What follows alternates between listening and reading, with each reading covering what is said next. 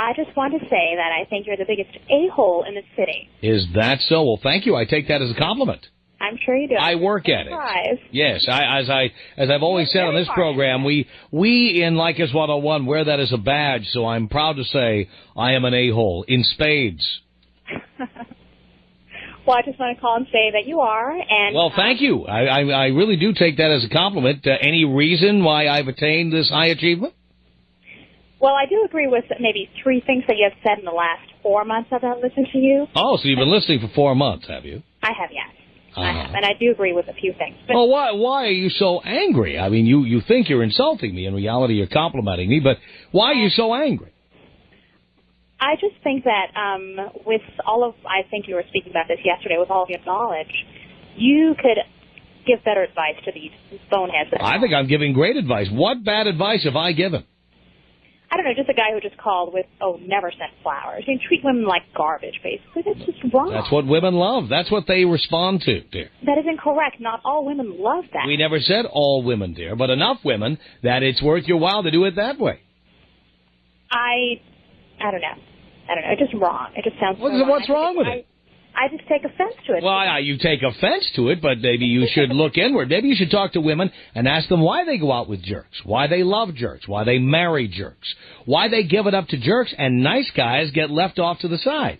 Why don't you ask women why they do that, and then you should figure out who you should be angry at. All I do is report the truth here, and you know that's the truth. Not in 100% of the cases, but in the majority of the cases, it is true. The nice guy gets shunted to the side. The jerk is the one who gets the play. No, we do like nice guys, but nice guys who have character. No, you like nice guys when you're over 30 and you're worried that somebody is going to have to pay the rent, and the irresponsible ski instructors, tennis instructors, pizza guys, musicians, and actors who you've been dating all these years are not going to pay the rent. And so all of a sudden, your Poindexter, who you would never go out with before, starts looking pretty good and pretty reliable. And Poindexter has to go without a date all those years. Now, tell me that doesn't happen. Well, it doesn't happen to me. Dear, again, this is called broadcasting.